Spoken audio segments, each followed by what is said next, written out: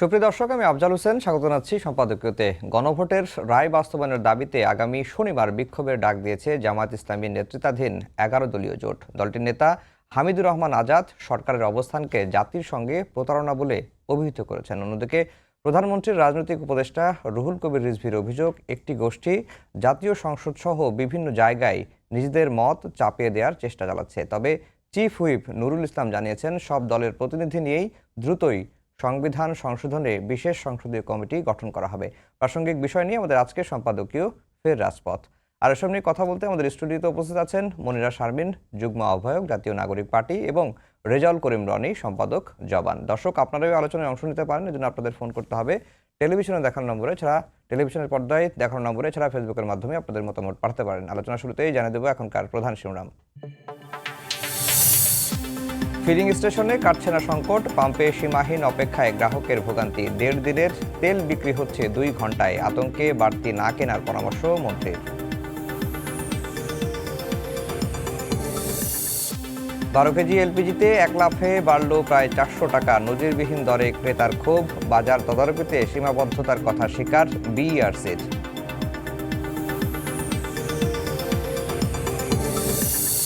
হামের প্রাদুর্ভাবে বাড়ছে উদ্বেগ, জ্বর শ্বাসকষ্টে ভুগছে শিশু রোগী। উপসর্গ নিয়ে আরও 4 মৃত্যু।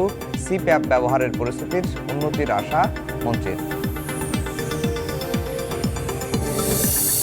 অন্তর্বর্তী সরকারের 133 অধ্যাদেশ 9 এপ্রিলের মধ্যে নিষ্পত্তির নির্দেশ। 98টি হুবহু উপস্থাপন, গণভোট সহ 16টি নতুন করে উপস্থাপনের সুপারিশ। প্রতারণার অভিযোগ বিরোধীদের। এবং গণভোটের রায় বাস্তবায়নের দাবি নিয়ে রাজপথে নামছে 11 দলীয় ঐক্য। শনিবার বিকেলে বাইতুল মোকাররমের উত্তর গেটে বিক্ষোভ ও মিছিল সমাবেশের ঘোষণা।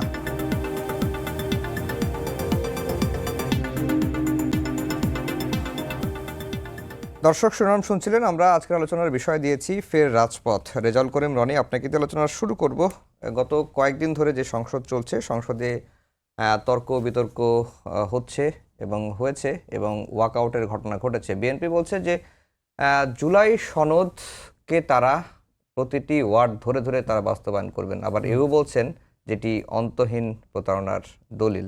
গণভোটের রায় নিয়েও এবং জুলাই সনদ বাস্তবায়ন নিয়েও বিএনপির কথা বলছেন। কিন্তু বিএনপির অবস্থানটা, আপনার কাছে কি মনে হচ্ছে যে গণভোটের রায় নিয়ে বিএনপির এই অবস্থানটা কেন, বা গণভোটের রায়ের বিপক্ষে কেন বিএনপি যাচ্ছে? জি, ধন্যবাদ। যে যেখান থেকে আমাদেরকে দেখছেন এবং শুনছেন সবাইকে আমার সালাম এবং কৃতজ্ঞতা। আপনার প্রশ্নের মধ্যে ন্যারেটিভ আছে, আপনি হয়তো খেয়াল করেন নাই, ন্যারেটিভ ঢুকে গেছে। এই যে গণভোটের রায়ের বিরুদ্ধে বিএনপি যাচ্ছে, বিএনপি কোন গণভোটের রায়ের বিরুদ্ধে গেছে? এখানে জুলাই সনদ বড় না পার্লামেন্টের ম্যান্ডেট বড়, এটা নিয়ে একটা তর্ক হচ্ছে বাংলাদেশে এই মুহূর্তে। এই তর্কটা হলো মা বড় না বউ বড় টাইপের তর্ক। Sorry for my silly jokes. হ্যাঁ, কেন? কারণ হইল এই জুলাই সনদের যে গণভোট, এটাকে বিরোধী দল জামাত এনসিপির যে জোট, তারা এটাকে ম্যান্ডেট বলতেছে, আর বিএনপি বলতেছে এটাকে জনসম্পৃক্ততা, জনমত যাচাই। বিএনপি ম্যান্ডেট বলতেছে এটা তো পলিটিক্যাল উইল, এবং এই পলিটিক্যাল উইলে টিপটিপ বৃষ্টিতে স্বাক্ষর করেছে বিএনপি, এবং সেই স্বাক্ষরের ক্ষেত্রে এখানে নোট অফ ডিসেন্ট সহ স্বাক্ষর করা হয়েছে। এবং একটু পরেই হয়তো মনিরা শারমিন এটা নিয়ে আলোচনা করবে যে সাংবিধানিক প্রতিষ্ঠানে নিয়োগ নিয়ে, সাংবিধানিক প্রতিষ্ঠানে নিয়োগ, ন্যায়পাল নিয়োগ, এবং এখানে আমি পড়তেছি 21 নম্বর পৃষ্ঠা থেকে, এবং আরও অন্যান্য কমিশনের যে নিয়োগ, সেই নিয়োগগুলোর ক্ষেত্রে 7টি রাজনৈতিক দল ও জোট নোট অফ ডিসেন্ট দিয়েছে। দ্যাটস ওয়াই এই অধ্যাদেশগুলো বিএনপি কিন্তু সংসদে বা উঠাইতে চাচ্ছে না, বা উঠাবে না, বা বাতিল করে দিবে বলছে। এখন এটা নিয়ে রাজনীতি আছে, প্রতিবাদ আছে, হ্যাঁ, বিক্ষোভ আছে, আর রাস্তায় আন্দোলন হবে। কেন? এই বিএনপির পজিশনটা এবং অন্যান্য 7টি দল নোট অফ ডিসেন্ট দিয়েছে, এবং এখানে জুলাই সনদে বলা আছে কি, নোট অফ ডিসেন্ট দেওয়ার পরে অবশ্য কোনো রাজনৈতিক দল বা জোট তাদের নির্বাচনী ইস্তেহারে উল্লেখপূর্বক যদি জনগণের ম্যান্ডেট লাভ করে, তাহলে তারা সেই মতো ব্যবস্থা গ্রহণ করতে পারবে। এটা এই যে সরকারের যে জুলাই সনদ ছিল অন্তর্বর্তীকালীন, সবাই যে স্বাক্ষর করেছে, এটার মধ্যে আছে। তার মানে বিএনপি এখানে ভুলটা কোথায় করলো? সে অ্যাকর্ডিং টু সনদ, অ্যাকর্ডিং টু তার যে অঙ্গীকার, সে জাতির সামনে যেভাবে স্বাক্ষর করেছে সেই অনুযায়ী তো যাচ্ছে, এখানেই তো যাচ্ছে। এবং এখন আপনারা প্রবলেমটা হচ্ছে কোথায়? প্রবলেমটা হচ্ছে আপনারা জুলাই সনদ বলতে বুঝতেছেন সরকার যে অধ্যাদেশ দিয়েছে, এটা একটা লিগ্যাল ডকুমেন্ট মনে করছেন। বিএনপি মনে করছে এটা একটা পলিটিক্যাল কমিটমেন্ট, এটা সমাধানটা পলিটিক্যালি হইতে হবে। এখন পলিটিক্যাল কমিটমেন্ট, পলিটিক্যাল সমাধানটা হইতে হবে জনগণের ম্যান্ডেট প্রাপ্ত প্রতিনিধিত্বের মাধ্যমে। কারণ এই সমস্যাটা পলিটিক্যাল, ইটস নট লিগ্যাল, যেখানে আর্গুমেন্টের পার্থক্যটা হচ্ছে। কিন্তু আবার যে গণভোটের যে ম্যান্ডেট, গণভোটের ম্যান্ডেট, সরি শেষ করেন প্রশ্ন। গণভোটের যে 69% মানুষ ভোট দিল, তাহলে সেটার কি হবে? গণভোটে 69 না, 100% মানুষ যদি ভোট দেয়, গণভোটের এটা তো ম্যান্ডেট না। ম্যান্ডেট তো পার্লামেন্টারি ডেমোক্রেসিতে জনগণ সার্বভৌম কথাটা কেন বলি? জনগণ সার্বভৌম, পার্লামেন্ট সার্বভৌমই অর্থে। পার্লামেন্ট কেন সার্বভৌম? পার্লামেন্ট সার্বভৌম এটা লুই কান বানাইছে এই কারণে না। প্রতিনিধিত্বমূলক গণতন্ত্রে জনগণের সার্বভৌমত্ব প্রতিষ্ঠিত হয় পার্লামেন্টের মাধ্যমে, পার্লামেন্টের প্রতিনিধির মাধ্যমে। দ্যাটস ওয়াই পার্লামেন্ট সভারেন, মানে জনগণ সভারেন। এখন আপনি মনে করতে, তার আর্গুমেন্টটা খুবই সূক্ষ্ম। আপনি মনে করতেছেন জনগণ সার্বভৌম মানে হলো জুলাই সনদে 57 আপনার 70% বা 73% লোক আপনার ভোট দিয়েছে, তাতে করে জনগণের একটা সার্বভৌমত্ব কায়েম হয়েছে। এতে জনসম্পৃক্ততা তৈরি হয়েছে জুলাই সনদের ব্যাপারে, আকাঙ্ক্ষার বহিঃপ্রকাশ হয়েছে। কিন্তু গণরায় যেটা, ম্যান্ডেট যেটা, সেটা পার্লামেন্টের 2/3 মেজরিটি যেটা দিচ্ছে সেইটা। কারণ সেটা হলো সমস্ত বিষয়ে আইন করার এখতিয়ার দিয়ে আপনি পার্লামেন্ট মেম্বার নির্বাচিত করেছেন। আর একটা মাত্র বিষয় জুলাই সনদ, একটা মাত্র বিষয়ে গণভোট মানে অনুষ্ঠিত হয়েছে। ফলে এখানে 100% হা ভোট আসে, তাতে কিছু আসে যায় না। এটা ম্যান্ডেট না, এটা জনসম্পৃক্ততা। বারবার বলতেছি, পার্লামেন্টারি ডেমোক্রেসিতে ম্যান্ডেট হলো পার্লামেন্টকে ভোট দিয়ে জনগণ যেটা নির্বাচিত করে সেটা। সেখানে যদি আপনি 51% ভোটেও নির্বাচিত হন, তাহলে আপনি 100% জনগণের প্রতিনিধিত্ব করেন। এটাই পার্লামেন্টারি ডেমোক্রেসির সুবিধা বা অসুবিধা যাই বলেন। সেই ক্রিটিক আপনি ডেমোক্রেসির পদ্ধতির ক্রিটিক করতে পারেন, বাট এইভাবেই ডেমোক্রেসি ফাংশন করে। এখন প্রবলেম হলো, তাহলে আপনার প্রশ্নে সরাসরি আসি, এখানে মা বড় না বউ বড় উদাহরণটা যে দিলাম কেন, সেটা হলো এই যে আবেগটা, বিরোধী দল মনে করতেছে জুলাই সনদের এই যে 69% ভোট, এইটা একটা ম্যান্ডেট, এই ম্যান্ডেটটাকে বড় করে দেখতে হবে। হ্যাঁ, কারণ আপনার ভোট পার্লামেন্টের মানে জাতীয় নির্বাচনে ভোটের অনুপাত আরো কম হয়েছে। ভোটই সেখানে 60%-র কাছাকাছি পড়ছে, 60%-র উপরে পড়ে নেই ভোট। আর সেখানে তো এখানে 70-এর উপর ভোট। তার মানে এটাকে ধরে আগানো সুবিধা তার রাজনীতির জন্য, এই জন্য এটা নিয়ে আসা হয়েছে। কিন্তু যে কোনো অধ্যাদেশ, যে কোনো এগুলো হলো খণ্ডকালীন আইন। অধ্যাদেশ মানে কি? খণ্ডকালীন আইন। আর একটা পার্লামেন্ট জনগণ নির্বাচিত করে 5 বছরের সমস্ত বিষয়ের উপর আইন করার এখতিয়ার দেওয়া। শুধুমাত্র পার্লামেন্ট যদি সংবিধানের সাথে সাংঘর্ষিক কোনো আইন করে, সেইটা কোর্ট চ্যালেঞ্জ করবে। সেই জন্য কোর্ট আবার জনগণের আশ্রয়, চেক অ্যান্ড ব্যালেন্সের জন্য রাখা হয়েছে, মানে ইন্ডিপেন্ডেন্ট কোর্ট যদি হয় সেটা। তারপর সেই দিক থেকে পার্লামেন্ট সার্বভৌম। সংবিধানের মৌলিক স্ট্রাকচার এগুলোর সাথে সাংঘর্ষিক হয় না, এরকম যে কোনো আইন পার্লামেন্ট করতে পারে। সর্ববিষয়ে আইন করার এখতিয়ার দিয়ে পার্লামেন্টকে গঠন করা হয়েছে। ফলে এখন একটা হঠাৎ সাময়িক, অন্তর্বর্তীকালীন, খণ্ডকালীন একটা অধ্যাদেশ বা একাধিক অধ্যাদেশ, হ্যাঁ, বা শতাধিক অধ্যাদেশ বা একটা গণভোট, এইটাকে এত গুরুত্বপূর্ণ, এইটাই প্রধান, এটাকে বেজ মনে করা বউয়ের গুরুত্ব। এবং এই বউ যখন মা হবে, তখন বুঝবে আসলে মাই গুরুত্বপূর্ণ। মা কোনটা? মা হইল আপনার সংবিধান একমাত্র স্থগিত হয়, রহিত হয় কখন? যখন জরুরি অবস্থা জারি হয়। এটা 111-এর সময় হয়েছিল, মোস্তাকের সময় হয়েছিল। জিয়াউর রহমান সাহেবও কিন্তু সংবিধান স্থগিত করে নাই, মনে রাখতে হবে। এরশাদ সাহেব সংবিধান স্থগিত করে নাই, মনে রাখতে হবে। ফলে সংবিধান এই ওগুলো স্বৈরশাসন, আপনার এরশাদের সময় স্বৈরশাসন ছিল, গণঅভ্যুত্থান হয়েছে, কিন্তু সংবিধান কিন্তু স্থগিত করে নাই। তার মধ্যে করে সংশোধনী আনছে, সংশোধন করেছে। তার মানে সাংবিধানিক ধারাবাহিকতা, এটাকে বলে অরিজিনালিজম বলে একটা ব্যাপার থাকে, যেটাকে আপনার এই যেটা 72 সংবিধানের ত্রুটি আছে, 72 সংবিধানের ক্রিটিক আমার ভাসানি পরের দিন থেকে শুরু করছে। কিন্তু সংবিধানের যেই জনগণের যেটা অর্জন, মানে একটা জাতিরাষ্ট্র, যেটা 71-এর মুক্তিযুদ্ধের মধ্য দিয়ে যে জাতিরাষ্ট্রের যে অর্জন, সে অর্জনের স্বীকৃতি হিসাবে, হ্যাঁ, আপনার স্বাধীনতার ঘোষণাপত্র যেটা 17 এপ্রিল শেষ করে ফেলি, সেই স্বাধীনতার ঘোষণাপত্রে সাম্য, মানবিক মর্যাদা এবং ইনসাফ ভিত্তিক সমাজের যে আকাঙ্ক্ষা, সেখান থেকে তারপরে আপনার সংবিধান, এই সংবিধানটা পরিবর্তন হবে। এটা সংবিধানের ধারাবাহিকতা। কিন্তু সংবিধান পরিবর্তন হবে কিভাবে? Constitutional amendment must be constitutional. যখন কনস্টিটিউশনাল মানে আপনার অ্যামেন্ড বা সংশোধনী, এইটা কনস্টিটিউশনাল আদবের বাইরে গিয়ে হয়, তার পরিণত হয় হাসিনার মতো। যেমন হাসিনা ৫৫ সংশোধনী করছিল না, এই সংশোধনী কোর্ট এখন কি বলছে? কোর্ট বলছে এটা অসাংবিধানিক সংশোধনী। তার মানে আপনি সংবিধান সংশোধন বিযোজন যাই করেন, সেটারও একটা সাংবিধানিক প্রক্রিয়ার মাধ্যমে করতে হবে। ফলে বিএনপি এই ক্ষেত্রে এই যে সাংবিধানিক জনগণের যে অর্জন, জাতিরাষ্ট্রের যে অর্জন, এই ফাউন্ডেশনটা প্রোটেক্ট করবে। অ্যাট দ্য সেম টাইম আর গণ অভ্যুত্থান এবং মুক্তির যে আকাঙ্ক্ষা, এই দুইটাকে একটা লেজিট বৈধ পদ্ধতিতে কিভাবে বাস্তবায়ন করবে সেই স্ট্রাগল করতেছে। প্রক্রিয়াটাও বৈধ হইতে হবে, গণতান্ত্রিক হইতে হবে। জি। অগণতান্ত্রিক ভাবে, রেজাল্ট করে অসাংবিধানিক ভাবে, রনি, শেষ করে দিই, অসাংবিধানিক ভাবে সংবিধান সংশোধন এইটা পুরা জাতীয় রাজনীতির চরিত্রকে দীর্ঘমেয়াদে ক্ষতিগ্রস্ত করে। জি। দ্যাটস ওয়াই ন্যারেটিভ হইল বিএনপি জুলাই বিরোধী, বিএনপি সংস্কার বিরোধী, বিএনপি সংবিধান বিরোধী, এই হইল রাজনীতি। জি, আপনার কাছে আবার আসবো। মনিরা শারমিন, রেজাল্ট করিম রনি অনেক কথা বলেছেন, তার মূল কথা যেটি হচ্ছে যে বিএনপি আসলে জুলাই সনদ মেনেই এগোচ্ছে, আর যেটি গণভোটের রায়ের কথা বললাম সেটিকে তিনি ম্যান্ডেট বলতে চান না, এটি একটি জনসম্পৃক্ততার কথা বলেছেন। ধন্যবাদ। যারা দেখছেন তাদের শুভেচ্ছা এবং আমার সহ-আলোচক রনি ভাইকে শুভেচ্ছা।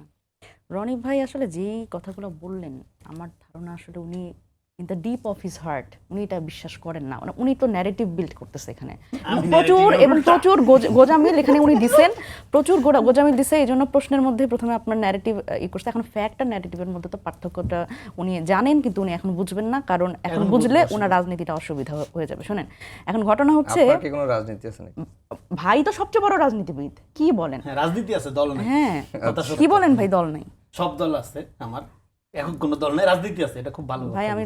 কথা। আমি হচ্ছে একটু বলি, সেটা হচ্ছে যে দল নাই, এটার সাথে আমি একমত হতে পারলাম না। যাই হোক, এখন বিষয়টা হচ্ছে যে ভাই প্রথম যে গোজামিলটা দিচ্ছেন সেটা হচ্ছে যে এই যে পার্লামেন্ট সভরেন। হ্যাঁ, দেখেন, পার্লামেন্টে যেই এমপিরা, আমি খুব সহজভাবে বলি, পার্লামেন্টে যে এমপিদের হচ্ছে জনগণ ভোট দিয়ে পাঠালো, পার্লামেন্টে গিয়ে তারা আইন প্রণয়ন করবে। তার মানে জনগণের হয়ে তারা পরোক্ষভাবে তাদের এখানে প্রতিনিধিত্ব করছে, পরোক্ষভাবে জনগণের কথাগুলো তারা বলবার চেষ্টা করছে, ডিবেট করছে। কিন্তু দেখেন, যেখানে গণভোটে সরাসরি এই জুলাই সনদ বাস্তবায়নের কথা এবং এই যে 4টি প্রশ্নে আমরা সবাই ভোট দিলাম, আমরা দেখলাম, এবং যেটা পড়তে ভাইদের 3 ঘন্টা বা 4 ঘন্টার মতো সময় লাগে, যেটা আসলে আমাদের এত সময় লাগে না, সেই বিষয়টা জনগণ সরাসরি বলল প্রত্যক্ষভাবে, যেটা পার্লামেন্টটা পরোক্ষ জনগণের প্রতিনিধিত্ব করছে, এবং গণভোটটা হচ্ছে প্রত্যক্ষভাবে জনগণ বলল যে হ্যাঁ আমি এই সংস্কারগুলো চাই। সেইটা যখন অস্বীকার করে তখন আসলে এর থেকে বড় গোজামিল আর হয় না। দেখেন, এই যে 70% মানুষ ভোট দিল, সেটা হচ্ছে সংখ্যা যদি বলি 7.5 কোটি মানুষ। 7.5 কোটি মানুষ যখন আসলে এইটার পক্ষে ভোট দিল, তখন আপনি সেটা মানছেন না। আবার আপনি বলছেন যে 51% মানুষ যাদের ভোটে আসলে একটা সরকার গঠন করলো, এবং এই সরকার আবার এই গণভোটের পক্ষে, যেই গণভোট নিয়ে এখন প্রশ্ন তোলা হচ্ছে, জুলাই সনদের ব্যাপারে এখন নানান ধরনের প্রশ্ন তোলা হচ্ছে। এখন আমাদের পার্লামেন্টারি সরকারি যে দল, ট্রেজারি বেঞ্চ থেকে শুরু করে সবাইকে আমরা দেখছি তারা ডিমেনশিয়ায় ভুগতেছে, তাদের কিচ্ছু মনে নাই, তাদের 3 মাস আগের ঘটনা তাদের মনে নাই, 3 মাস আগে তারা কি বলছে এটা তারা ভুলে গেছে। খুবই অদ্ভুত ব্যাপার। এবং জামাতের সাথে তারা ভুলে গেছে সবাই, মানে একলা একলা ভুলে নাই, কিন্তু সবাই ভুলে গেছে। সুতরাং এখানে মাননীয় প্রধানমন্ত্রী জনাব তারেক রহমানও তো এই হ্যাঁ ভোটের পক্ষে উনি ক্যাম্পেইন করেছেন। প্রত্যেকটা মন্ত্রী এখন যারা আছেন তারা আসলে এই ক্যাম্পেইনটা করেছেন, কিন্তু এখন তারা সেটা স্বীকার করবেন না, এবং নানান ধরনের সাংবিধানিক যুক্তিতর্কের মাধ্যমে অসাংবিধানিক অনেক কিছু তারা এখন প্রতিষ্ঠা করতে যাচ্ছে। এখন দেখেন, ভাই একটা কথা বললেন যে বউ আর মায়ের আনছে, মানে বিষয়টা সম্পর্কটা এনেছেন এখানে। এখন দেখেন, আমার তো মনে হয় যে গণভোটের মাধ্যমে যখন জনগণ রায় দিল, এবং এই যে জুলাই সনদ বাস্তবায়ন আদেশ 2025 এবং এই নিম্নলিখিত এই প্রশ্নগুলো আপনি সমর্থন করেন কিনা, এখানে হ্যাঁর মাধ্যমে 70% মানুষ জুলাই সনদ বাস্তবায়ন আদেশটাকেও রেটিফাই করেছে। সুতরাং এই জুলাই সনদ বাস্তবায়ন আদেশটা আপনারা স্বীকার করবেন না। আপনারা কি বলবেন যে আমাদের এই জুলাই সনদ বাস্তবায়ন আদেশ আমরা স্বীকার করি না, কিন্তু আমরা আবার মানে এখন যে নির্বাচন হয়েছে এগুলো নিয়ে আমাদের কোনো অসুবিধা নেই, নির্বাচন আপনারা সমর্থন করেন। কিন্তু আমরা যখন বলি যে সাংবিধানিকভাবে সংসদ ভেঙে দেওয়া হয় নাই, তারপরে একটা প্রধানমন্ত্রী একটা দেশে গণ অভ্যুত্থানের মাধ্যমে পালিয়ে গেছে, একটা সরকারের পতন হয়েছে, তাহলে স্বাভাবিকভাবে এটা এক্সট্রা কনস্টিটিউশনাল, এটা সুপ্রা কনস্টিটিউশনাল সময়ের মধ্যে আমরা আছি। সুতরাং ইউনিক অনেক কাজ আমাদের করতে হচ্ছে। সুতরাং আমাদের সংবিধানটা এখন আর বহাল নাই। সেই জায়গা থেকে অনেক ইউনিক কাজ এবং অন্তর্বর্তীকালীন সরকারের এখন বৈধতা নিয়ে প্রশ্ন তোলা হচ্ছে। হ্যাঁ, অবশ্যই প্রশ্ন তোলা উচিত, কারণ অন্তর্বর্তীকালীন সরকার তো সংবিধানের মধ্যে নাই, বিকজ এটা একটা পলিটিক্যাল কমিটমেন্ট। সবাই মিলে আমরা একসাথে বসে বলছি যে হ্যাঁ, ডক্টর ইউনূসকে দায়িত্ব দেওয়া হলো, এখন আপনি এখানে আপনি সরকারটা চালান। সুতরাং এই যে পলিটিক্যাল কমিটমেন্ট গণভোটের বাইরে গিয়ে আসলে এই সাংবিধানিক এই ফাঁকফোকরের মধ্যে এখন আমাদের ঢোকানো হচ্ছে, এবং এই গণভোটের মতো একটা রাজনৈতিক প্রশ্নকে এই বিএনপি সরকার তারা আদালতে নিয়ে গেছে, এবং এই রিট যারা করেছে তারাও তাদের দলীয় আইনজীবী, জাতীয়তাবাদী ফোরামের আইনজীবী, এভাবে করে আসলে রাজনৈতিক প্রশ্নকে আদালতে নিয়ে গেলে কি হয়, এইটার কিন্তু আমরা দেখেছি হাসিনা আমলে কি হয়েছে, এবং সেটা সবচেয়ে বড় অসুবিধার জায়গায় পড়েছে। 17 বছর এই ক্ষমতার বাইরে ছিল বিএনপি। সুতরাং বিএনপি আমার মনে হয় যে তারা অতীত ভুলে যাচ্ছে, এবং সবচেয়ে গুরুত্বপূর্ণভাবে যে জনগণের উপরে ভর করে তারা এখন ক্ষমতায় এসেছে, সেই জনগণের 70% যে ম্যান্ডেট, সেই ম্যান্ডেটকে তারা এখন বলছে যে এটা জনসমর্থন। এটা তো ভুয়া কথা। রেজাউল করিম রনি যেটা বললেন এবং সংসদে এটা নিয়ে আলোচনা হয়েছে, জুলাই জাতীয় সনদের শেষের দিকে যেটা বলা হয়েছে যে এই যেখানে নোট অফ ডিসেন্ট দেওয়া হয়েছে, যদি এটি নির্বাচনী ইশতেহারে উল্লেখ করে জনগণ যদি ম্যান্ডেট দেয়, সেটি কেন জুলাই জাতীয় সনদের বাস্তবায়ন যে আদেশটা সেখানে থাকলো না কেন? দেখেন, জুলাই সনদ বাস্তবায়ন আদেশটি, আমার কথা হচ্ছে যে যদি এই যে ধরেন চারটা প্রশ্ন ছিল, এখন আপনি মনে করেন জনগণের কাছে তো আমরা গেছি, মানে এইটা জনগণের কাছে কেন যাওয়া লাগলো? কারণ রাজনৈতিক দলগুলোর মিলে একমত হতে পারছিল না, বা এটা আসলে মানে কোন ফোরামে কথা বললে এটা জাস্টিফাইড হবে, বা কিভাবে এটার আইনি ভিত্তি দেওয়া হবে, বা এটা পরবর্তীতে চ্যালেঞ্জ করা হবে কিনা, এই ধরনের প্রশ্নগুলোই তো ঐকমত্য কমিশনে আমাদের উঠছিল। সুতরাং সেই একটা দ্য ভেরি মোমেন্ট সবাই মিলে আমরা ডিসাইড করলাম, এবং এটা প্রস্তাবটা কিন্তু, এই ক্রেডিটটা কিন্তু আমাদের স্বরাষ্ট্রমন্ত্রী সালাউদ্দিন ভাই নেন, যে উনি কিন্তু প্রস্তাবটা করেছিলেন, গণভোটের প্রস্তাব উনি করেছিলেন। সুতরাং তখন কথা ছিল যে এই গণভোট তো আমাদের সংবিধানে নাই, তখন উনি বলছেন না, গণভোটের এই বিধান আমাদের সংবিধানে থাকা লাগবে না, তো জাতীয় ইস্যুতে গণভোট করা যাবে না এটা তো কোথাও বলা নাই, সুতরাং আমরা এটা করতে পারি। এবং পরবর্তীতে উনি বারবার করে বলেছেন যে গণভোটের যে রায় জনগণ দেবে, সেটা হ্যাঁ হোক বা না হোক, যদি হ্যাঁ হয় তাহলে এই জুলাই সনদ বাস্তবায়ন, এই আদেশটা এবং এটার আইনি ভিত্তি যখন আমরা চাইলাম, এরপরে যে এই জুলাই সনদ বাস্তবায়নের ক্ষেত্রে যারা আসলে নির্বাচিত হবে জনগণের ভোটে, তারা এটা পালনে বাধ্য থাকবে, প্রত্যেক এমপি এটা পালনে বাধ্য থাকবে, it has been documented. So এই কথা উনি বলার পরে আজকে উনি বলছেন যে এটা সংবিধানে নাই, জুলাই সনদ বাস্তবায়ন আদেশের বৈধতা কি, গণভোটের অধ্যাদেশের বৈধতা কি, এবং এটা বাতিল করছে। এই যে 11টি অধ্যাদেশ বাতিল হচ্ছে, সেটার মধ্যে এটা একটা। সুতরাং এই যে গোজামিলের যে রাজনীতি করছে, ভাই তো ওই বউ আর মায়ের কথা বললেন, আমি এখন বলি যে যখন এই ঘটনাটা এমন হলো যে যেই জুলাই সনদ বাস্তবায়ন নিয়ে কথা হলো, এই রাজনৈতিক দলগুলো তারা হচ্ছে একমত হলেন, এবং তার প্রেক্ষিতে একটা নির্বাচন হলো। সুতরাং এখন এসে এটা অবস্থাটা এমন যে মানে ছেলে বাপকে প্রশ্ন করতেছে যে তুমি কে, মানে যে ছেলে, মানে ধরেন যে সরকারটা গঠন হয়েছে, এটা যদি আমরা ছেলে ধরি এবং জুলাই সনদ বাস্তবায়ন আদেশটা যদি বাপ ধরি, তাহলে ছেলে প্রশ্ন করতেছে এখন সরকার গঠন করে, কারণ তার 2/3 মেজরিটি আছে। এখন সে প্রশ্ন করতেছে যে বাপকে প্রশ্ন করতেছে তুমি কে, তোমাকে তো চিনি না, তুমি অবৈধ। এখন যদি এই অবস্থা হয়, তাহলে আমার মনে হয় যে বাংলাদেশে যে রাজনৈতিক সংস্কৃতির যে পরিবর্তন আমরা চেয়েছি, দেখেন আমার মনে হয় কি যে বিএনপি যে তাল বাহানাটা করতেছে, এটা কেন করতেছে আমি বলি। জুলাই সনদ ওনারা বলছে না অক্ষরে অক্ষরে পালন করবে, ওনারা জুলাই সনদ বাস্তবায়ন করবেন না, ওনারা জুলাই সনদ ওনাদের মতো করে বাস্তবায়ন করবে, এবং ওনাদের মতো করে বলতে ওনারা বলেন 31 দফার কথা। কিন্তু দেখেন, এই যে সংবিধান সংস্কার পরিষদে ওনারা শপথ নিলেন না, 31 দফার 1 নম্বর দফা কি বলেন তো? 31 দফার 1 নম্বর দফা আমি আপনাকে যদি একেবারে কোট অ্যান্ড কোট পড়ে শোনাই, সেটা হচ্ছে সংবিধান সংস্কার কমিশন গঠন, বিগত 1 দশকের অধিক কালব্যাপী আওয়ামী লীগ সরকার ক্ষমতা কুক্ষিগত করিয়া রাখার হীন উদ্দেশ্যে অনেক অযৌক্তিক এবং মৌলিক সাংবিধানিক সংশোধনী আনয়ন করিয়াছে। একটি সংবিধান সংস্কার কমিশন গঠন করিয়া সকল বিতর্কিত ও অগণতান্ত্রিক সাংবিধানিক সংশোধনী ও পরিবর্তন সমূহ পর্যালোচনা করিয়া এইসব রহিত অথবা সংশোধন করা হইবে এবং অন্যান্য অত্যাবশ্যকীয় সাংবিধানিক সংস্কার করা হইবে। এটা আমি বলছি বিএনপির 31 দফার 1 নম্বর দফা। তার মানে তারা তাদের নিজেদের 31 দফাও এখন অস্বীকার করছে। রেজাউল করিম রনি, যেটি প্রশ্ন সেটি হচ্ছে যে আপনারা গণভোটের প্রস্তাব আপনারাই দিলেন ঐকমত্য কমিশনে, এবং একই সঙ্গে গণভোটের পক্ষে প্রচারণাও চালানো হলো, এখন আবার বলছেন যে এটি সংবিধানে নাই, এটি মানা যাবে না, এটাকে গোজামিলের রাজনীতি বলছেন, এবং 31 দফার যে প্রসঙ্গটা আসলেন সেটাও আপনারা এখন আর মানছেন।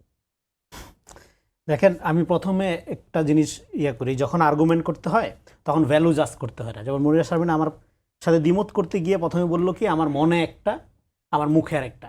আমার ধারণা মনিরা শারমিন আর যাই হোক মনোবিজ্ঞানী না, রাজনীতি করে, সংগঠন করছে, ঠিক আছে, মনোবিজ্ঞানী না। আমি কি বলবো যে উনি মুখে যেটা বলছে মনে অন্যটা লালন করে? হ্যাঁ, আমি তো এটা বলবো না। এইটা পার্সোনালি অ্যাটাক করা হয়, এইভাবে তর্ক একটা আদব আছে। মুনিরা শারমিন যেটা বললো এটা ন্যারেটিভ, আমি ফ্যাক্ট ভিত্তিক আলাপ করি, একটা একটা করে যাই। যেমন ধরেন এখানে যেটা দিয়ে শেষ করলো, আমি আদেশ, জুলাই সনদের আদেশ এবং জুলাই সনদের একটা আদেশ, যে কোনো আদেশ যেটা জারি করা হয়, আদেশ মানেই হলো মানে বা এটাকে অধ্যাদেশ আদেশ যাই বলেন, যখন রাষ্ট্রপতির বা নির্বাহী আদেশ এটা জারি করা হয় পার্লামেন্টের বাইরে, সেইটা বাই নেচার খণ্ডকালীন আইন, সেটা ফর ইভার না। ফলে জুলাই সনদ হোক বা এই যে আরও যে 133টা বিষয়ক যে অধ্যাদেশ বা আদেশ, এগুলো কোনোটাই পার্লামেন্ট মানতে বাধ্য না। ওনারা ওনারা তো গণতান্ত্রিক রাজনীতি করে না, এরা তো একটা ইডিওসেন্ট্রিক মতাদর্শপন্থী RSS বিজেপি মার্কা রাজনীতি করে। গণতন্ত্রটা তাদের মুখের বুলি মাত্র। গণতান্ত্রিক রাজনীতি করতে হলে গণতান্ত্রিক ডেকোরাম মানতে হয়, গণতান্ত্রিক আদব মাইনা রাজনীতি করতে হয়। সেটা বাইরের আলোচনা তো যেরকম নাই, সংসদও সেরকম দেখা যাচ্ছে না, প্রত্যেকটা জায়গায় মিথ্যা কথা। বিএনপি গণভোটের হ্যাঁ বলেছে, গণভোট চেয়েছে, গণভোট প্রস্তাব করেছে কোন জুলাই সনদের উপরে? এইটার উপরে, এইগুলাই জুলাই সনদের উপরে, এবং এইটাই বিএনপি অক্ষর অক্ষরে বাস্তবায়ন করবে। এবং এইটার আলোকেই বিএনপি যে ইস্তেহার প্রণয়ন করেছে, এই দুইটার মধ্যে সামঞ্জস্য দেখাইতে পারলে কথা বলা ছেড়ে দিব। এটার মধ্যে কোনো সামঞ্জস্য নেই, এটা বিএনপি মানুষ এই ইস্তেহার দেখে ভোট দিছে। হ্যাঁ, তার মানে এবার ন্যারেটিভ কি? ন্যারেটিভ হলো আপনারা যে কনস্পিরেসির অংশ ছিলেন, এখানে ডিপ স্টেটের একটা অ্যাক্টিভ ভূমিকা ছিল। এটা নাহিদ ইসলাম বলেছে একাধিকবার, তারপরে আসিফ ভুইয়া বলেছে একাধিকবার। হ্যাঁ, এই ডিপ স্টেটের ষড়যন্ত্রের অংশ হিসাবে তারা এই যেটা রাজনৈতিক দলগুলোর সাথে শো করছে যেটা, আর অধ্যাদেশ যেটা জারি করছে সেইটার মধ্যে একটা গোজামিল করছে। এইবার আবার নির্বাচনের গণভোটের ব্যালট পেপারে যে প্রশ্ন, সেই প্রশ্নে সালাউদ্দিন ভাই যেভাবে বলছে যে গণভোট হবে এই জুলাই সনদের হবে, এবার প্রশ্নে তো আমি তো আগে তো প্রশ্ন, নির্বাচনের আগে আপনি গণভোটের প্রশ্ন দেখছেন? কেউ দেখছে? নির্বাচনের সময় যায় দেখে এরকম গোজামিল মার্কা প্রশ্ন, যে প্রশ্নের বৈধতা নিয়ে অবশ্যই প্রশ্ন করা যাবে। এই প্রশ্ন একটা প্রতারণা, জুলাই অধ্যাদেশ একটা প্রতারণা, কিন্তু যে কমিটমেন্ট জাতির সামনে, জনগণের সামনে, সারা পৃথিবীর সামনে করছে, এইটা অবশ্যই বাস্তবায়ন করতে হবে। এবং এইটার উপর ভোটের আহ্বান জানাইছে, এইটাই অক্ষরে অক্ষরে বাস্তবায়ন করার কথা বলে। কিন্তু তারা এই যে ইউনূস সরকারের সময় যে ডিপ স্টেটের যে ষড়যন্ত্রের অংশ ছিল, সেই ষড়যন্ত্রের মধ্য দিয়ে তারা যেটা বাস্তবায়ন করতে চায় সেটা হলো ওই অগণতান্ত্রিক, অসাংবিধানিক একটা নিজেদের রাজনৈতিক হিস্সা আদায় করার জন্য তারা গোটা রাষ্ট্র কাঠামোকে এমন একটা পরিস্থিতির মধ্যে নিয়ে যেতে চায় যাতে তাদের রাজনৈতিক মতাদর্শ কায়েম করার জন্য গোটা রাষ্ট্রযন্ত্রকে দীর্ঘমেয়াদে, আগামীতে, ভবিষ্যতে অকেজোভাবে কাজে লাগানো যায়। দ্যাটস ওয়াই তারা গণতান্ত্রিক প্রাতিষ্ঠানিক সংস্কারের বিরুদ্ধে। তারা শুধু সেই সংস্কারটাই করতে চায় in the name of July চেতনা বিক্রি করে, হাসিনা যে 71 চেতনা বিক্রি করে রাজনীতি করছে, একটা অগণতান্ত্রিক, অসাংবিধানিক, একটা ভুইফোর এবং অ্যানার্কিস্ট রাষ্ট্র তারা করতে চায়, যেটা 16-17 বছর মাস আমরা দেখছি। ফলে এখানে একটা স্থিতিশীলতার জন্য, এবং যে কোনো সাংবিধানিক সংস্কার মানে কি, গোটা জাতির রাজনৈতিক চরিত্রের উপর এটা প্রভাব ফেলে, এটা কোনো ছেলে খেলা না। এটা আপনি কোনো নির্বাহী আদেশে, কোনো অধ্যাদেশের মাধ্যমে এটা করতে পারেন না। এটার সাথে প্রত্যক্ষভাবে জনগণের অংশগ্রহণ থাকতে হবে। প্রত্যক্ষভাবে অংশগ্রহণ কোনো গণভোট দেওয়া হয় না। হয় আপনাকে আলাদা সাংবিধানিক নির্বাচন করতে হবে, গণপরিষদ নির্বাচন করতে হবে, অথবা জনগণের প্রত্যক্ষ ভোটে নির্বাচিত সংসদ সদস্যদের মধ্য থেকে করতে হবে। এই যে 31 দফা পয়রা শুনাইলো, সুন্দর পয়রা শুনাইছে সত্য, কিন্তু বয়ানটা দিছে, ন্যারেটিভটা দিছে মিথ্যা। 31 দফায় বলা হয়েছে বিএনপি সংবিধান সংস্কার করবে, এখন কি বলছে? করবে না, না করছে। একটা বার যদি প্রমাণ দিতে পারেন বিএনপির একটা নেতা বলছে সংবিধান সংস্কার করবে না, সংস্কার পরিষদের শপথ নিলে কি অসুবিধা ছিল? অবৈধ সংস্কার পরিষদের শপথ নেওয়াটা। আপনার এটা এখানে তাহলে সালাউদ্দিন ভাই বলছে না, আগে বলছে তো যে কোনটা বলছে, কেন উনি বলছে না? এটা আপনি ভিডিও দেখেন নাই? আমি ভিডিও দেখে আসছি তো, উনি বলছে না, না কাটপিস না, উনি বলছে তো 30 সেকেন্ডের কাটপিস দেখে আসছি আমি। জুলাই সনদ বাস্তবায়ন আদেশে কিন্তু দুইটা শপথ নেওয়ার কথা ছিল, তখন উনি ঘুমাইছিল না? জুলাই সনদ বলছে না যে এমপিরা আপনারা আদেশ নিয়ে আসেন, জুলাই সনদ আদেশ, এমপিরা তো প্রথমে শপথ নিবে, এবং এখানে সালাউদ্দিন ভাই তো নিজেও বলছে যে এটা তাদের কনস্টিটিউয়েন্ট পাওয়ার। এটা তো আমরা ঐক্যমত্য কমিশনে আই ওয়াজ দেয়ার, আমরা আলোচনা সাপেক্ষে এটা বলতেছি, এবং এটা ওনারা সবাই মেনেও নিছিল। তাহলে কেন এখন অস্বীকার করছে? এই যে মেনে নিছে তো না, এইটা মেনে নাই তো, শপথ তো দুইটা হবে, এটা তো মেনে নিছিল। ওনা তো মেনে নিছিল, তার মেনে নিল কেন? মেনে নিছিল, একবারও মানা মেনে নিছিল। না, এটা ভিডিও আছে, আপনি সার্চ করে দেখেন। আমি সার্চ করে আজকে দেখে আসছি ভিডিও। আমি আপনাকে আমি এখনি 2 ঘন্টা আগে দেখে আসছি ভাই, আমি এখনি দেখাইতেছি। আরে ভাই, আমি 2 ঘন্টা আগে ভিডিওটা দেখে আসছি। না ভাই, আপনি দেখেন নাই, আপনি যতটুকু দেখার ততটুকু দেখছেন আর কি। আপনারা যতটুকু দরকার অতটুকু ছাড়েন, তাহলে কি করব? এখন শুনেন, আপনি সালাউদ্দিন আমি আপনাকে বলি, এই যে বিএনপি অবশ্যই সংবিধান সংস্কার করবে, কিন্তু সেটা কিভাবে করবে? কনস্টিটিউশনাল ওয়েতে করবে, সাংবিধানিক ধারাবাহিকতার মধ্য দিয়ে করবে, অরিজিনালিটি রক্ষা করে করবে, লেজিট বৈধ উপায়ে করবে, কোনো অবৈধ অধ্যাদেশ নির্বাহী ক্ষমতার মধ্য দিয়ে জনগণের পাওয়ারকে আন্ডারমাইন করে বিএনপিটা করবে না। কেননা বিএনপি একটা লিবারেল ডেমোক্রেটিক পার্টি।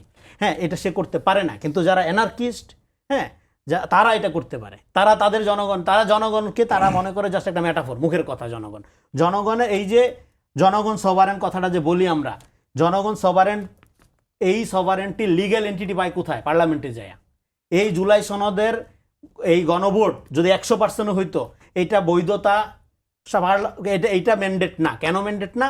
জনগণের পলিটিক্যাল উইল যেটা, সেই পলিটিক্যাল উইলকে আপনি রেডিমেড পলিটিক্যাল উইল, মানে আপনি ভোট দিলেন একটা মার্কায়, হ্যাঁ, ভোট দেওয়ার সাথে সাথে এটা লিগ্যাল এন্টিটি হয় না, এটা আপনার পলিটিক্যাল এন্টিটি। আপনার পলিটিক্যাল রাইট কায়েম করলেন আপনি ভোট দিয়ে।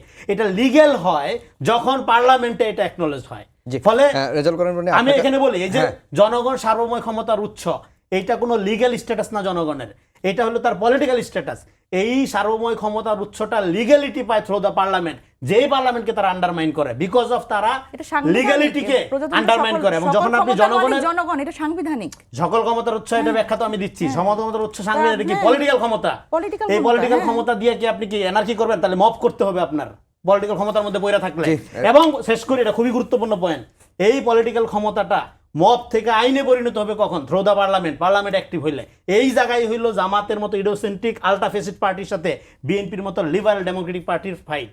এই ফাইটটার ইডিওলজিক্যাল জায়গাটা বুঝতে হবে, এটা চিন্তার মতাদর্শী পার্থক্যটা বুঝতে হবে, এটা খুবই গুরুত্বপূর্ণ। ফলে এইখানে যে মিথ্যা ন্যারেটিভ গুলো আমার ছোট বোন মনিরা শারমিন দিল, এইটা আমি জনগণকে বিচার করার দায়িত্ব দিলাম। আমি এত বুঝি না, কিন্তু আমি সাদা কাণ্ড জ্ঞানে যেটা বুঝলাম সেটা হলো, এখানে বিএনপি একবারও বলে নাই তারা সংবিধান সংশোধন করবে না, কিন্তু সেটা করবে সংবিধান পরিষদ করেই করবে। সেই সংবিধান পরিষদ কোথায় কিভাবে করবে? জনগণের প্রত্যক্ষ ভোটে নির্বাচিত প্রতিনিধি পার্লামেন্ট মেম্বারদের মধ্যে থেকে করা হবে। এবং সেক্ষেত্রে সালাউদ্দিন সাহেব, মাননীয় স্বরাষ্ট্রমন্ত্রী সালাউদ্দিন ভাই, সে কিন্তু বলেছেন যে প্রয়োজনে বাইরের লোকদের নেওয়া হবে, বিরোধী দল থেকে নেওয়া হবে, বিশেষজ্ঞদের নিয়ে আমরা এটা করব। এটা এর আগের পার্লামেন্ট, এর আগের সেশনে পার্লামেন্টের বক্তব্য উনি বলেছেন, আমি নিজে শুনেছি। ফলে এইখানে এই যে ঢালাও মিথ্যাচার করতে হবে, হ্যাঁ, এই সত্য বিবৃতি উল্লেখ করে, সত্য কোটেশন উল্লেখ করে মিথ্যা ন্যারেটিভ জনগণ করতে হবে। আপনার কাছে আবার আসবো মনিরা শারমিন, যেটি রেজাল্ট করেন রনি, আপনি অনেক সময় নিয়েছেন, সেটা হচ্ছে যে জুলাই চেতনা বিক্রি করে অগণতান্ত্রিক এবং অ্যানার্কি রাষ্ট্রে একটা নৈরাজ্য তৈরির চেষ্টা চলছে। এবং আজকে প্রধানমন্ত্রী রাজনৈতিক উপদেষ্টা রুহুল কবির রিজভীরও অভিযোগ করেছেন যে একটি গোষ্ঠী জাতীয় সংসদ সহ বিভিন্ন জায়গায় নিজের মত চাপিয়ে দেওয়ার চেষ্টা করা হচ্ছে। দেখেন ভাই, চিৎকার করে জোর করে, মানে জোর দিয়ে আপনি যত বলেন একটা কথা, কিন্তু যদি সেই কথাটা মিথ্যা হয়, সেটা কি লোকে বিশ্বাস করবে? একটা ভুয়া কথা আপনি বলতেছেন খুব জোর দিয়ে চিৎকার করে, তাহলে হয় না।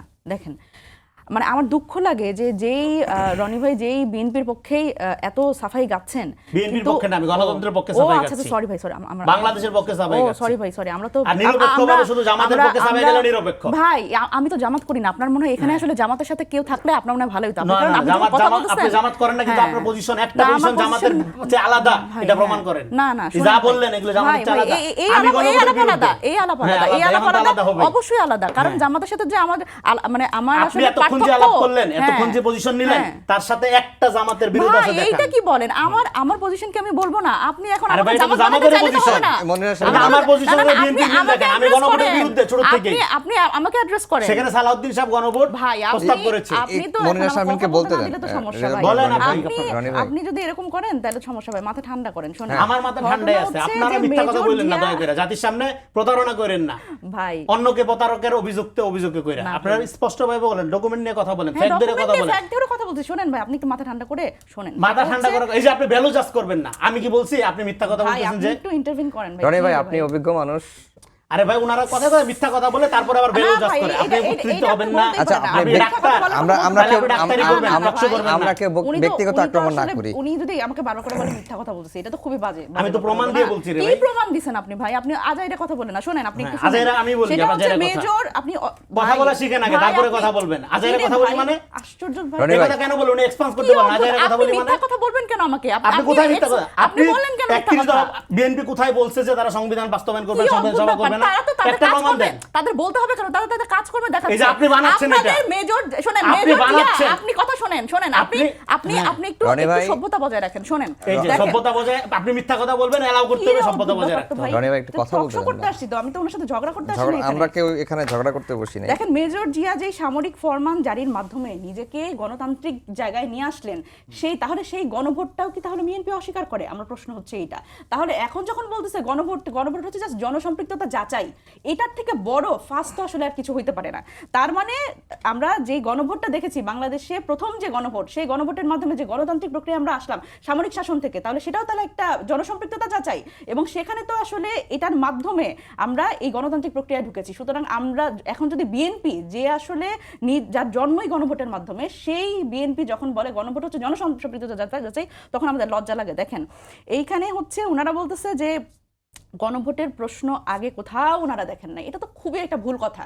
গণভোটের প্রশ্ন কি হবে? জুলাই সনদ বাস্তবায়ন আদেশ এবং গণভোটের যে 4টা প্রশ্ন, সেটা প্রত্যেকটি রাজনৈতিক দল এবং যারা আসলে রাজনৈতিক এন্টিটি, তাদের কাছে পাঠানো হয়েছে। প্রথমে তাদের এই পুরো বিষয়টা জানানো হয়েছে এবং এটা পাঠানো হয়েছে। এটা আমরা পড়েছি, কথা বলেছি, এটা নিয়ে আলোচনা করেছি, এটা কোথায় ভুল আছে, কোথায় কি আছে, এগুলো নিয়ে আমরা আলোচনা করেছি। এটাও একটা উনি মিথ্যা তথ্য দিয়েছেন। এখন দেখেন, এই যে প্রাতিষ্ঠানিক সংস্কার নিয়ে অনেক কথা বললেন না ভাই, যে বিএনপি আসলে প্রাতিষ্ঠানিক এই যে দলীয়করণ বা এই সংস্কার, এগুলোর পক্ষে আছে, ভাই তো সাফাই গাচ্ছেন। এখন এটা বললে তো ভাই রাগ করবেন। দেখেন, এই যে 11টি সিটি কর্পোরেশনে প্রশাসক নিয়োগ দিল এবং 56টি জেলায় প্রশাসক নিয়োগ দিল, এটা কি সাংবিধানিক নাকি? এইটা আসলে এটা কোথায় লেখা আছে যে এটা দেওয়া যাবে? এবং দেখেন, ওনারা বলছেন না যে অধ্যাদেশের কথা বলছেন, যে ওইটা তো ওয়ান টাইম, ওইটা সময় চলে গেছে, অন্তর্বর্তীকালীন সরকার ওই সময় প্রয়োজনে বানানো হয়েছে এবং এর পরবর্তীতে এটা ইনভ্যালিড হয়ে যাবে।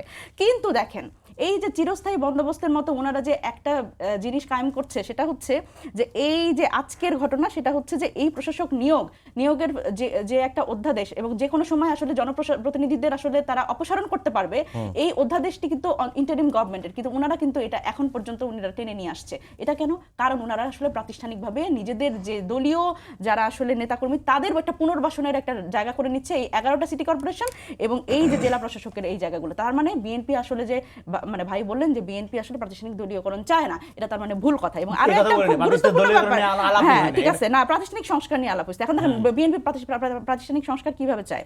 বিএনপি প্রাতিষ্ঠানিক সংস্কার চায় এই যে 11টি অধ্যাদেশ বাতিলের যে সুপারিশ করেছে, এর মাধ্যমে প্রাতিষ্ঠানিক সংস্কার চায়। কিভাবে?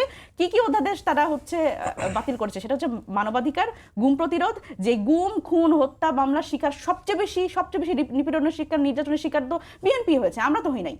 আমরা তো ওনাদের যে রাজনৈতিক যে নিপীড়নের শিকার হয়েছে, এই গুম কমিশনের যেটা করা হয়েছিল, এটার মাধ্যমে তাদের যে একটা পরবর্তীতে যাতে আমরা ওই রকম একটা পরিস্থিতিতে না যাই, সেটার জন্য ওনারা এটাও বাতিল চেয়েছে। পুলিশ কমিশন ওনারা বাতিল চেয়েছে, সুপ্রিম কোর্ট অধ্যাদেশ ওনারা বাতিল চেয়েছে, দুদক অধ্যাদেশ, যেই দুদকের কথা আমি বলি, স্পেসিফিকলি বলতে চাই যে বেগম জিয়াকে এই জিয়া অরফানেজ মামলায় যেই দুদক, যে দলীয় আওয়ামী লীগের নিয়োগকৃত চেয়ারম্যান, দুদকের চেয়ারম্যান, তাদের তখন দুদকের চেয়ারম্যান কে ছিল আপনাকে আমি বলি, বর্তমান রাষ্ট্রপতি শাহাবুদ্দিন চুপ্পু। যে চুপ্পুর প্রেমে এখন বিএনপি একদম পুরা মানে তাকে কিছু বলা যায় না। সেই জায়গায় এই জিয়া উনি তখন চেয়ারম্যান ছিলেন, একদম আমি ডকুমেন্টেড বলছি, 2014 সালের কথা বলছি। জিয়া অরফানেজ মামলায় যে বেগম জিয়াকে যেইভাবে করে, দেখেন একটা একজন রাজনীতিবিদের জীবনের সবচেয়ে বড় অর্জন কি জানেন? সম্মান। এবং বেগম জিয়ার মতো আপোষহীন একজন নেত্রীকে এই অসম্মানিত করেছে এই দুদক দিয়ে। সুতরাং এই দুদকের যে অধ্যাদেশ, যেটি আসলে আমরা বলছি দলীয়ভাবে আসলে নিয়োগ করা যাবে না দুদকের চেয়ারম্যান, সেটাও অধ্যাদেশ বাতিলের কথা ওনারা বলছেন।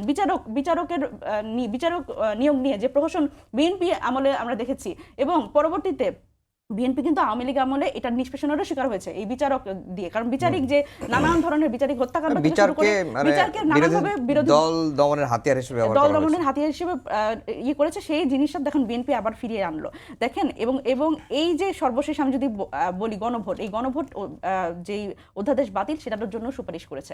এখন আপনি আমাকে বলেন যে এই যে গণভোটে যে 4টি প্রশ্ন ছিল, এই 4টির মধ্যে কোন একটা কথা আপনি আমাকে বলেন, যে কোনো দলের কাছে আপনি প্রশ্ন করেন যে এটা যদি বাস্তবায়ন হয় কার সুবিধা সবচেয়ে? এটা জনগণের সবচেয়ে বেশি সুবিধা। কারণ আমরা বাংলাদেশে আবার সেই একনায়কতন্ত্র আমরা কায়েম করতে চাই না। আমরা আসলে একটা রাজা বানাইতে চাই না, কারণ আমরা আসলে সবাই রাজা হইতে চাই। সেই একটা দিনের জন্য আমরা আসলে অপেক্ষা করেছিলাম, এবং এই 5 আগস্ট পরবর্তী সময় এই 1400 শহীদের রক্তের উপরে দাঁড়িয়ে এই জেল থেকে যেই মানুষগুলো কিছুদিন আগ পর্যন্ত জেলে ছিল, আত্মগোপনে ছিল, পালিয়েছিল, বিদেশে ছিল, তারা আজকে সংসদে গেছেন যেই রক্তের উপরে, যেই কমিটমেন্টের উপরে যে বাংলাদেশকে আমাদের আবার সেই গণতান্ত্রিক প্রক্রিয়া ফিরে দিতে হবে। এবং এমন একটা দলের হাতে এখন বাংলাদেশটা আছে, সেই দল কিন্তু বারবার করে নিজেদের গণতন্ত্র পুনরুদ্ধারের যে যাত্রা আছে সেখানে নিজেদের হচ্ছে অগ্রগামী মনে করেন। সেই দলের কাছ থেকে আসলে এই ধরনের যখন আমরা কথাবার্তা শুনি, এবং তাদের মানে কথাবার্তা তো না, তাদের কার্যক্রম যখন এরকম যে তারা আসলে প্রাতিষ্ঠানিক দলীয়করণের পক্ষে, তারা যখন আসলে সংসদটা প্রতিনিধিত্বশীল হোক, উচ্চকক্ষ হোক, এটা তারা চায় না।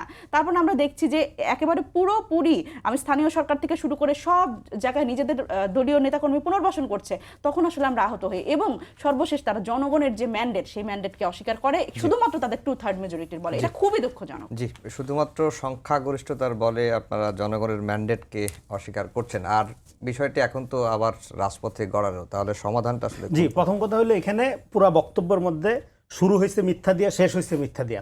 এতগুলো মিথ্যার কাউন্টার দিতে গেলে আমার বাজে মানে ধরেন এটা কি বলবো যে সময় নষ্ট হবে। আমি জাস্ট বলি যে 5 মিনিটের মধ্যে 5 মিনিটের মধ্যে এখানে মুস্তাকের সামরিক ফরমান জারিটা জিয়ার নামে মিথ্যাচার করছে। জিয়াউর রহমান কোনো সামরিক ফরমান জারি করেনি, এবং জিয়াউর রহমান বাংলাদেশে একবারই বিপ্লব হয়েছিল, সেটা 7ই নভেম্বরের বিপ্লব। বিপ্লব কোনটাকে বলে? হ্যাঁ, বিপ্লবের ফলে বিপ্লবী শক্তি বা যারা বিপ্লব করে তাদের আওতায় ব্যুরোক্রেসি, জুডিশিয়ারি, মিলিটারি তিনটাই থাকে। তিনটাই জিয়াউর রহমানের কন্ট্রোলে ছিল এবং বিপুল জনপ্রিয়তা ছিল। তারপরেও সে এই জনগণের জনপ্রিয়তা যাচাই করার জন্য গণভোটে গিয়েছিল। সেই গণভোটের প্রেক্ষাপট আর এটা সংস্কারের গণভোটের প্রেক্ষাপট দুইটাকে মেলানো, এটা ন্যারেটিভ, এটা কোনো ফ্যাক্ট না। দুইটা দুই জিনিস। একটা হলো বিপ্লব, আর এই গণঅভ্যুত্থানে জুডিশিয়ারি, মিলিটারি, ব্যুরোক্রেসি এগুলো কোনো কিছুর উপর এই বিপ্লবী এজেন্সির কোনো নিয়ন্ত্রণ ছিল না। একই রকম ব্যুরোক্রেসি ছিল, একই রকম জুডিশিয়ারি ছিল, একই রকম মিলিটারি ছিল, কিন্তু তারা নিজেদেরকে খুব বিপ্লবীপনা করতে চায় এখন এনার্কি তৈরি করে। এরা কতখানি বাংলাদেশের গণতন্ত্র বান্ধব এটা 17-18 মাসে বাংলাদেশের মানুষ দেখছে, এটা মবের শাসনের মধ্যে দিয়ে। ফলে তারা এখন এই যে বিএনপির নামে এতগুলো মিথ্যাচার করলো, বিএনপির দোষ আছে, ত্রুটি আছে, সেটা ক্রিটিক করেন, কিন্তু মিথ্যা ন্যারেটিভ এইটা জনগণ, বিএনপি যে ইস্তেহার দিয়েছে তার প্রথম অধ্যায়ের নাম হলো রাষ্ট্র সংস্কার। এখানে গণতন্ত্র, তারপরেই আছে সংবিধান সংস্কার। কিন্তু ন্যারেটিভ কি বললো এতক্ষণ কি বললো যে বিএনপি সংবিধান সংস্কার করবে না, বিরোধী। এরপরে যেগুলো যে অধ্যাদেশগুলো ত্রুটিপূর্ণ, গণতন্ত্র বিরোধী, সেগুলো বিএনপি বাতিল করছে। বিএনপি তার ইস্তেহারে এই দেখেন সুশাসনে দুর্নীতি, আইনি শাসন, দুর্নীতি দমন কমিশন কিভাবে গঠন করবে, কিভাবে সংস্করণ করবে। আমি বলি এটা আপনার রাজনীতি, আপনার ইস্তেহার, আপনার ইউনূস সরকার, বিএনপি বাস্তবায়ন করবে না। ত্রুটিপূর্ণ আপনি বলতেছেন মানে এটা দরকার নাই, এটা দরকার নাই, দরকার আছে, বাংলাদেশের জন্য দরকার নাই, মানে ওই ইশতেহার থেকে করতে হবে, ইশতেহার থেকে করতে হবে, কারণ জনগণ আমাকে পলিটিক্যাল কমিটমেন্ট বলে কিছু নাই, এটাই কমিটমেন্ট, ওটা শুধু দলীয় কমিটমেন্ট, ওটা দলীয় কমিটমেন্ট, এটাই মানুষ রায় দিয়েছে। কমিটমেন্ট আমরা 31টা বেশি রাজনৈতিক দল বসে তো এই জুলাই সনদ বাস্তবায়ন আদেশ করছি না, হ্যাঁ মিল আছে, এই যে মিল আছে, তাহলে কেন দলীয় ইশতেহারের মধ্যে যাইতে হবে সব সময়? কোন অবশ্য কোন রাজনৈতিক দল বা জোট তাদের নির্বাচনী ইশতেহারে উল্লেখপূর্বক যদি জনগণের ম্যান্ডেট লাভ করে তাহলে সেই মতো ব্যবস্থা গ্রহণ করবে। এই যে ইস্তেহার, এই যে আমি ধরে ধরে বলতেছি, আপনার ন্যারেটিভ, আপনার ন্যারেটিভ রাইখে একটু ফ্যাক্টর মনোযোগ দেন, তাহলে বুঝতে পারবেন। এই যে জুলাই সনদ যেটা বলা হয়েছে, এবার এই যে দেখেন এটা দুইটা পাশাপাশি রাখছি, এবার ইস্তেহার দেখেন, গণভোটের ম্যান্ডেট কিছু না। আরে বাবা, ম্যান্ডেট তো দিছে এটা জনগণ, বিএনপি হাবুট চাইছে। হ্যাঁ, আপনি আছেন আদেশ নিয়ে, আপনি আছেন ইউনূস সরকারের ষড়যন্ত্র তত্ত্বের মধ্যে, আপনি আছেন ডিভিস্টেড পলিটিক্সে। ইউনূস সরকারি ষড়যন্ত্র, ইউনূস সরকারের ভিতরে যে সরকার ছিল সেখানে তো আপনারা নিয়ন্ত্রণ করেছেন, সেখানে তো আপনারা ডিভিস্টেডের কথা আপনারা নিজেরা বলছেন। বিএনপি নিয়ন্ত্রণ করে নাই, বিএনপি নিয়ন্ত্রণ করছে দেখে তো ইলেকশন হইছে, বিএনপি গণতান্ত্রিকভাবে চাইছে দেখে তো ইলেকশন হইছে। ইলেকশন তার এমনি দেন নাই আপনারা, আপনারা 5 বছর 10 বছর রাখতেছেন হাসিনার মতো। ফলে ন্যারেটিভ বাদ দিয়ে ফ্যাক্টস দেখেন, শুধুমাত্র নির্বাচনে বিএনপি কে 5টা গিয়ে ক্ষমতা সাচ্ছিল আপনার নেতা নাহিদ ইসলাম, জাতীয় সরকার করার জন্য। হ্যাঁ, বিএনপি দেয় নাই, কেন নেয় নাই? বিএনপি গণতান্ত্রিক দল, জনগণের ভোটে নির্বাচিত হয়ে আসবে। আপনাদের মতো মতাদর্শবাদী ফ্যাসিবাদী দল না। 90 দিনের মতো নির্বাচন হওয়ার কথা ছিল না, 90 বলছিল তো বিএনপি, আপনারা দেন নাই কেন? না দিয়ে আপনারা মব করছেন, না দিয়ে আপনারা দলীয় লোক বসাইছেন, না দিয়ে আপনারা আওয়ামী লীগ পুনর্বাসন করছেন, আপনারা টেন্ডার বাণিজ্য করছেন। পুনর্বাসন কি হচ্ছে? বিএনপি করে নাই, বিএনপি করে নাই। বিএনপি আসার পর থেকে যে সব আওয়ামী লীগের দোকানপাট খোলা, তো এটা তারপরে নিয়ে ঠেকান বলেন গিয়া তো। কয়টা ঠেকাইতে গেছেন আওয়ামী লীগের দোকানপাট? ও সব আচ্ছা, তো ছাত্র আপনারা দল, বলে দিবেন এখন আমাদের দায় সব হচ্ছে তো ছাত্র ঠেকানো, না। জীবন হাতে নিয়ে আচ্ছা, আমরা কথা বলতে দেন, ঠেকাবো। কথা বলতে দেন। তার ভাই, মানে দেখাইলেন ভাই, ন্যারেটিভ, একদম। এই যে ন্যারেটিভের অত্যাচার এবং ফটোকাট মহামারীতে বাংলাদেশ আক্রান্ত, এইগুলোর থেকে শুরু হয়। এই যে টকশো করতেছি ভাই, এত সকালে গোজামিল ওটা দিয়েন দেখবো না ভাই, থাকবে, এত গোজামিল দিয়েন এই না যে ভাই। গোজামিল আপনারা দিচ্ছেন, আমি ফ্যাক্ট ধইরা খুবই আলাপ হতাশ। না, করতেছি। আমি তো জানতে চাইলাম সমাধান কোন পথে। সমাধান হলো দেখেন, তাইলে এখানে অ্যাকর্ডিং যেটাতে জনগণ ম্যান্ডেট দিয়েছে, সেই ম্যান্ডেটে বিএনপি 2/3 মেজরিটি পেয়ে এইবার তার যে ইস্তেহার, যে ইস্তেহারের আলোকে জনগণ তাকে ম্যান্ডেট দিয়েছে, সেখানে সে জাতি গঠন, সুশাসন নিশ্চিত, দুর্নীতি দমন, প্রশাসন, বিচার বিভাগ, হ্যাঁ, আইনের শাসন, এগুলো সব কিছু কীভাবে সংস্কার হবে, বিচার বিভাগ কি হবে, বিচার বিভাগের কার্যকারিতা, স্বাধীনতা নিশ্চিতকরণ, কি কি সুপ্রিম জুডিশিয়াল কাউন্সিলের ধারাবাহিকতা, স্থানীয় সরকার, ডিটেল আছে। কিন্তু সবগুলো বললো যে জনবিরোধী, বিএনপি সবগুলো বিরুদ্ধে অবস্থান করছে। হ্যাঁ, বিরুদ্ধে অবস্থান নিছে তো, নিছে বিএনপি তো। জামাতের রাজনীতির বিরুদ্ধে অবস্থান করছে, বিএনপি জামাত, এনসিপি এবং সরকারের মানে ডিভিস্টেডের জুলাই রাজনীতির বিরুদ্ধে বাস্তবায়ন অবস্থান আদেশ করছে। হচ্ছে কিন্তু জামাতের- বিএনপি জনগণের কাছে জামাতের যে অঙ্গীকার করছে, তার ইস্তেহার মোতাবেক যে অঙ্গীকার করছে, সেগুলো সে অক্ষরে অক্ষরে পালন না করলে আমরা বিএনপির বিরুদ্ধে আন্দোলনে নামবো। হ্যাঁ, কিন্তু বিএনপি যদি এই ডিভিস্টেডের পলিটিক্স, এই ষড়যন্ত্র তত্ত্বের রাজনীতি, এই গণবিরোধী তৎপরতা, জনগণের ভোটাধিকারকে আন্ডারমাইন করে কোনো গায়ের জোরে কোনো নির্বাহী আদেশ বাস্তবায়ন করতে চায়, তাহলে গণতন্ত্রকামী বাংলাদেশের জনগণ বিএনপিকে আমরা ছাড়বে একেবারে না। শেষের দিকে চলে আসছি। সমাধানটা আসলে কোন পথে আলোচনা তো- হ্যাঁ, তাহলে আপনার প্রশ্নের উত্তরটা একটু রেসপন্স করি যে রাজপথ। এখন দেখেন, রাজপথে আন্দোলন করা যে কোনো রাজনৈতিক দলের গণতান্ত্রিক অধিকার, কিন্তু এই যে বিগত আমলের মব সন্ত্রাসের একটা অত্যাচার থেকে মানুষ স্বস্তি পাবে বলে আশা করছিল, সেইটা মনে হচ্ছে মানুষ পাবে না। তবে আমি একটা জিনিস সরকারকে রিকোয়েস্ট করব, বাংলাদেশে যারাই আন্দোলন করুক, রাস্তাঘাট বন্ধ করে যেন আন্দোলন না করা হয়। এমনিতে ঢাকা শহর জ্যামের শহর, মানুষের জীবন ওষ্ঠাগত। ঢাকা শহরের রাস্তাঘাটগুলোতে চিরদিনের মতো 144 ধারা দাঁড়িয়ে থাকা উচিত। আন্দোলন করবে মাঠে গিয়ে, আন্দোলনের জন্য মুক্তাঞ্চল থাকবে, মুক্তমঞ্চ থাকবে, সোহরাওয়ার্দী মাঠ থাকবে, ওখানে যে দল খুশি যাতে যত দাবি দেওয়া আছে এগুলো এখানে গিয়ে আন্দোলন জি, করবে। জি। কিন্তু জনগণকে জিম্মি করে রাস্তাঘাট বন্ধ করে আন্দোলন আমরা আর দেখতে চাই না জি, বাংলাদেশ। মনিরা শারমিন, সমাধানটা আসলে কোন পথে?